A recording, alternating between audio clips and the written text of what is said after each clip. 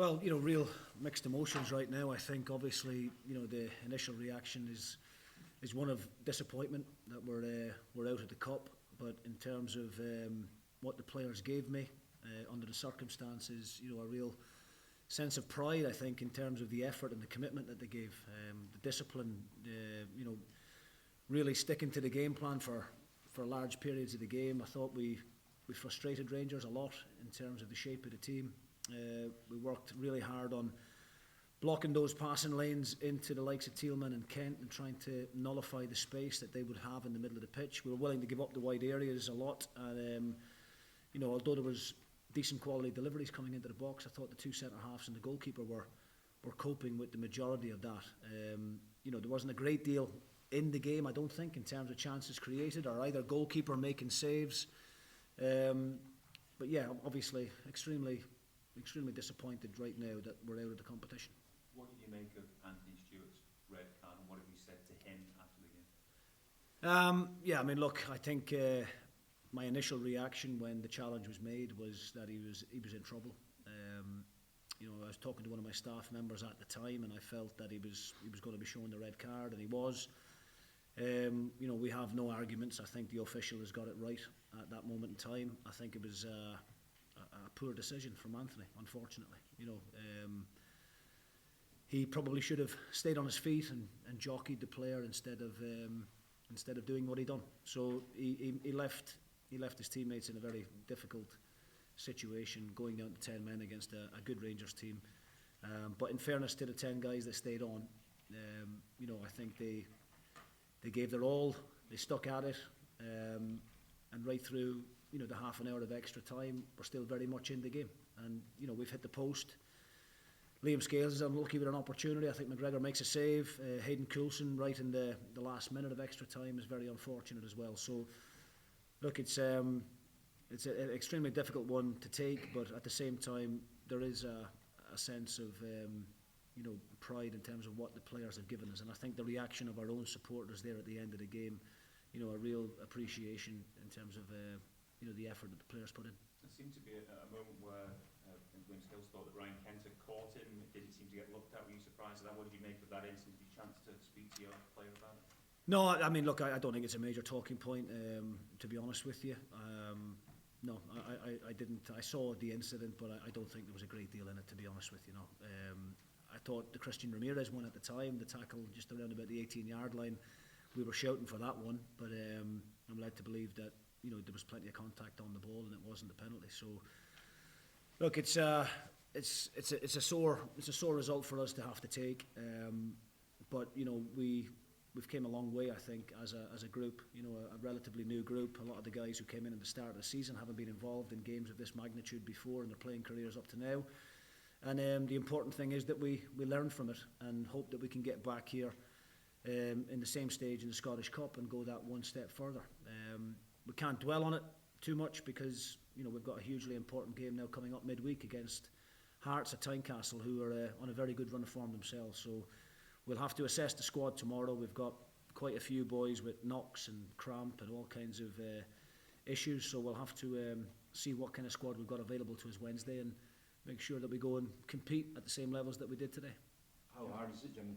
How hard will it be to lift the players mentally after giving so much and leaving everything out on the pitch for Wednesday night? Well, look, I think they can be extremely proud of their efforts. I don't think anybody that was at the game today or watching it at home, would say that the players didn't give their all, and that's all you can ask of your team as a manager. That's all you ask of your team on every occasion they go out onto that pitch. Have no regrets. Do the best you can do, and what will be. And I felt that they done that. I don't think there was a single member of our squad who went onto the pitch today that didn't give maximum effort. One or two little changes of luck and fortune. If they had went our way, then things could be different. The equaliser, from our point of view, not a great deal else we can do with it. I think Liam Scales comes out and makes a really good block. Unfortunately, the spin on the ball takes it into the inside of the post. On another day, you get away with that one. So no, look, I'm extremely pleased with what the players gave me. but obviously extremely disappointed that we weren't able to progress. Jim, what did you make of the pitch? It looked to be in pretty poor condition today. Yeah, I mean, the problem you've got as manager of the losing side, when you start talking about the pitch, then it looks as if you're making excuses. But, you know, I'm not making excuses. You know, I thought Rangers were slightly better than us today. I don't think there was a great deal between the two teams in terms of chances created. But, you know, the pitch for me was, and the players as well, was a major disappointment. You know, we were actually talking about it in the build-up to the game in the early part of the week, and how, you know, saying it would be nice to play on a good pitch at this time of year, because there hasn't been a great deal of football here in previous weeks or months.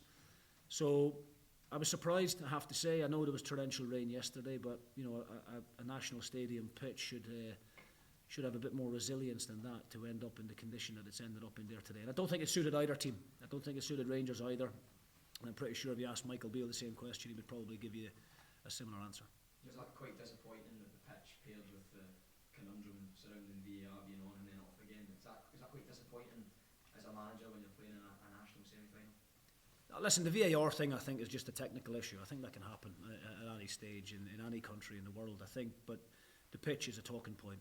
You know, I think when we're trying to market our game, and we're trying to, you know, showcase it out there in the public channels and out on live on TV all over the world, you know, we want to be showing ourselves in a good light. And I don't think a surface like that helps. And I think it also, you know, has an impact on how the pace of the game can be played at. And you know, we're both possession-based teams. We both want to build from the back, but you're asking players before the game not to take risks because of the state of it. Every time the ball gets passed back to your goalkeeper, your heart is in your mouth, because you're not sure which way the ball is going to bounce from one second to the next. When were you first told that there might be a problem with that? During the game, there was a couple of instances where I think it dropped off. But in fairness to the officials, they explained the situation, you know, quite clearly to us. I don't think you can point the finger at anybody that was here. Clearly, there was a technical problem, and it happens, unfortunately. Was that during extra time? Because it seemed to be a bit of a delay when Nick Walsh should start extra time started. Yeah, I think it seemed to drop off at that particular moment in time, and then I think as the game restarted again, I think it fell off again. But both myself and Michael Beale were quite content to just, you know, play the game, you know, the old-fashioned way. And then it came back on again about 2 minutes later. So I'm glad during that period of time when it was off, there was no major incidents or no major talking points. So look, I think the bottom line for us as a football club, I think, is we're extremely disappointed to be out of the cup. I think this group of players have come a long way in a short period of time, and I think as a squad we will learn from it. We'll gain experience from it, and hopefully the next time we're back here at this particular stage of the cup competitions, we'll be able to manage it better and hopefully go one step further. Okay, thank you very much. Cheers.